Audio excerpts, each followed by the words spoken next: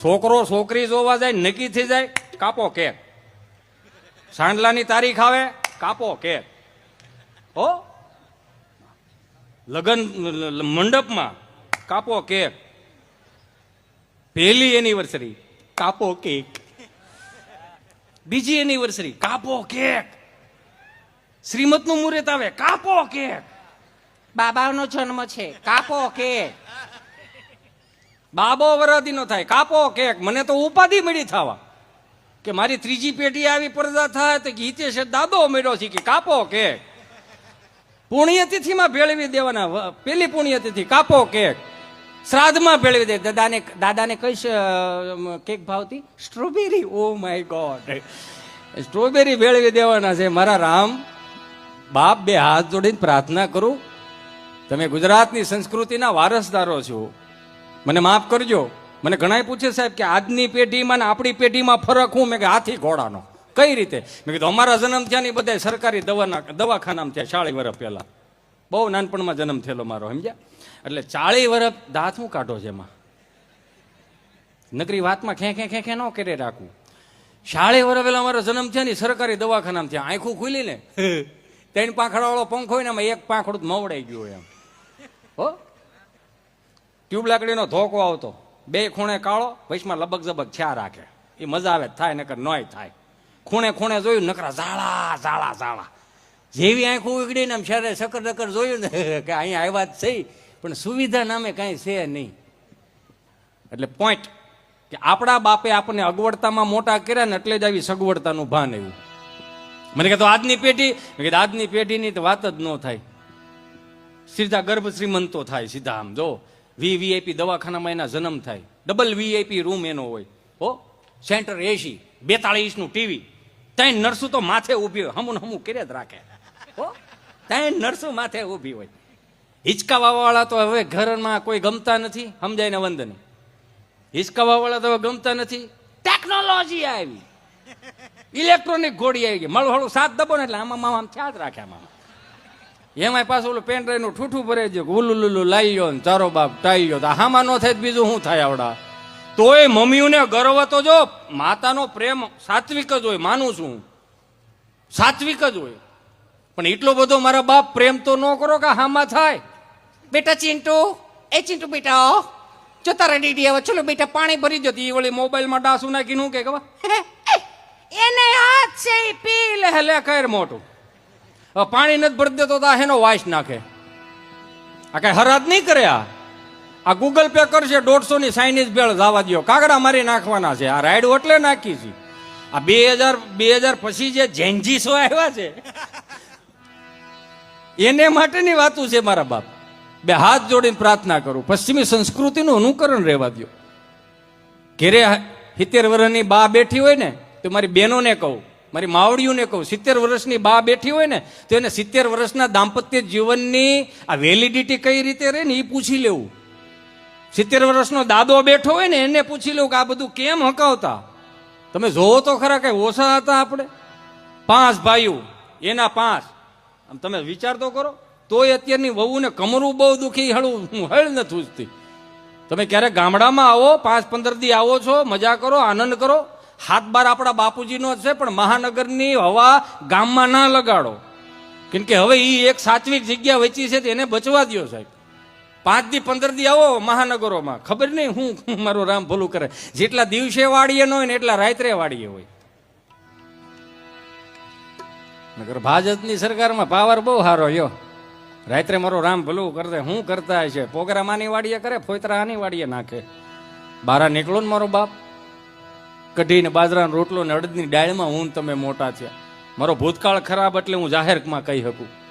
ક્યાં ગયું આપણે, ક્યાં જવું છે? આ વડીલોને ક્યારેક એની કોઠા હોય તો લઈ ગયો. 4 દાદા મંદિરના ઓટલે બેઠેલા ને એમાં એક દાદા પસાર થતા હતા. જે દાદા પસાર થતા હતા ને એ દાદાએ 4 દાદાને કીધું હાલો હાલો ગામમાં પારાયણ બેઠી. હા, એ ગામમાં પારાયણ બેઠી છે. કેટલા દીઠિયા બેઠી? 2 દીઠિયા બેઠી. અને હેમત મને ખબર જ નહીં. ત્યાંથી 3જા દાદા બોલ્યા, એ કથા બેઠી છે પણ આપણને મગજમાં ઉતરે એવું ત્યાં કાંઈ છે નહીં. હા, આપણને મગજમાં ઉતરે એવું ત્યાં કાંઈ છે નહીં, હિન્દીમાં વાસે છે. ત્યાંથી ચોથા દાદા બોલ્યા, કથા ભલે નહીં હિન્દીમાં હોય, ગુંદી ગાંઠિયા મોહનથાળ થોડો હિન્દીમાં હોય, એમાં જ માલ કાપી નાખવાનો જ હોય.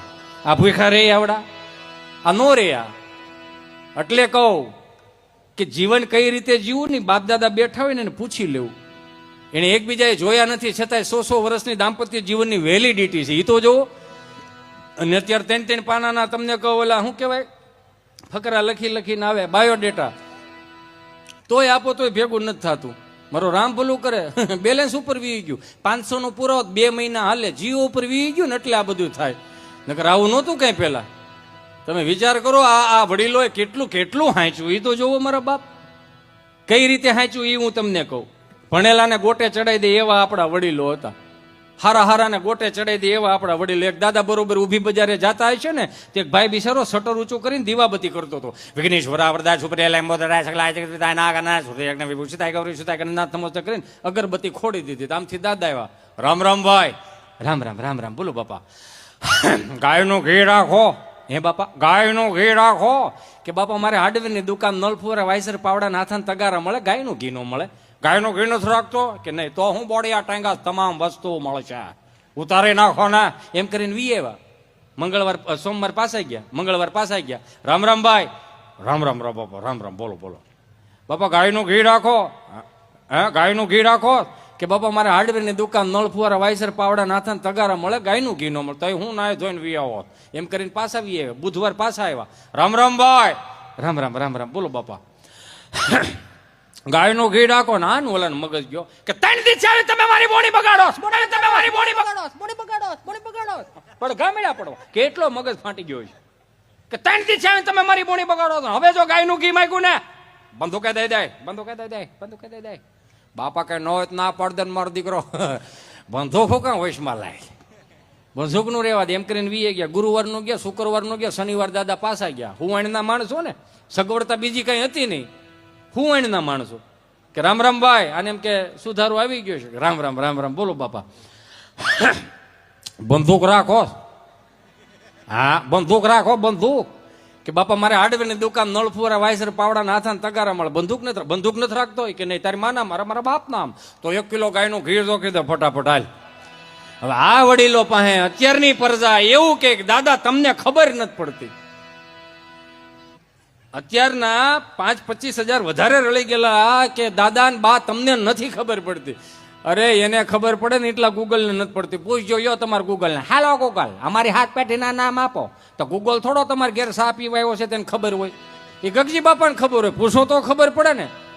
આજની પેઢીની આપણે ઉપાધિ કરી પણ આપણી પેઢી આપણી ઉપાધિ નહીં કરે. કેમ તો કે આપણી પેઢી કોની ઉપાધિ કરે? એ ઉપાધિ કરે સલમાન ખાનની લગ્ન કરશે કે નહીં કરે. બેનો એ પ્રમાણમાં ઉપાધિ કરે કે આલિયા ભટ્ટને હું નાનું થાય ને હું લાડવામાં આવશે ને હું નામ રાખશે ને આ કરવા માટે આપણે એવા છીએ મારા બાપૈયા. આપણા બાપની હાથ પેઢીના નામ આપણને નથી આવડતા. એમાં થોડીક નોંધ લ્યો ને મારો વાલો. તમે જોવો તો ખરા તો અત્યારની મમ્મીઓને ગૌરવ બેટા ચિંટુ બેટા મોબાઈલ મૂકી દો એમ મૂકે. એને હોબામાં એક નાખવી પડે બેન. આ એમ ન થાય. અહીંયા કેટલા એવા છે ઘોડિયામાં હિચકીને ડીગી કરતા. અમને કોઈ ડીગી નથી શીખવાડ્યું. 3 ફૂટની ઓસરી હોય ને બા, હા 3 ફૂટની ઓસરી હોય અને બા બિચારી આમ હુપડે તલ ને મગ ઝાંટકતી હોય. અને એમાં 1-2 ફળિયામાં રમતા હોય ને 1-2 ઉથરેટી ઉપર હમા થતા હોય ને 1-2 બળદિયા પાવા ગયા હોય ને એક વળી ઘોડિયામાં હિસકતું હોય ને એક વળી પાછું આમ ધીમે ધીમે મોટું થાય ને એટલે બા શું કે ઓસરી કોઈ જતો હોય ને એટલે આવી હાલ એ આવ્યો મારે લાવી આવ્યો હાલ એ મારો દીકરો આવ્યો હાલ રસીલા ને લેજો પડશે અહીં હાલ મારો દીકરો. તો દાદા અહીંયા ખાટલા બેઠા હું કે ખબર ધૂપકો માર મારો દીકરો હાલ ધૂપકો માર. પણ તમે ઘડીક સાનમું ના બેહો ને પડશે થોડી વાઘ છે ને માને પોહાણ નહીં પડે. તું સાનમું બે ધૂપકો માર મારો દીકરો. ધૂપકો મારે પડે વાગે લોહી નીકળે ને ગાંગરોટો ચડાવે કે જેવો તેવો ગાંગરોટો ને અત્યારનું છોકરું રોવે તેમ લાગે ઓહો આ શેડા શું હે છે રોવે થાય ન હું અમે રોતા યાર 3-4 ડેલીએ સંભળાય એટલું રોતા. રંભામાં આવે કાંતામાન કેવા એ કાંતા ભાભી તમારા છોકરાને સાના રાખો અમાર ભે દોવા ન દેતી. કેવો ગાંગરોટો ચડાવતા એ ધૂપકો મારે પડે વાગે લોહી નીકળે ને તો દાદો શું કે ખબર ઊભો થઈ જાય તો મારો દીકરો કીડી મરી ગઈ. હવે આપણે એના પેટના કીડીઓનું વિચાર્યું પણ એ કેટલો મોટિવેશન વાળો આપણો બાપ હશે કે અમારી હાજરીમાં તમે રોવો છો, તમે પડો છો ને રોવો છો, તાણીથી રોવો છો, તો તમને એમ છે કે તમારો બાપ સામો ઊભો છે એટલે તો આજની તારીખમાં બાવડું પકડી લે, ઊભા કરી દે. પણ જેથી તમારા બાપની હયાતી નહીં હોય ને સમાજમાં પડશો ને તો કોઈ લૂંભો ભાઈ ઊભું કરવા નહીં આવે, તમારે હાથે ઊભું થવાનું રહે. તમે વિચાર તો કરો. એટલે કહો કે 70 વર્ષનો દાદો બેઠો ને તો એની પાસે મોટિવેશન લેતા શીખી જાઓ યાર.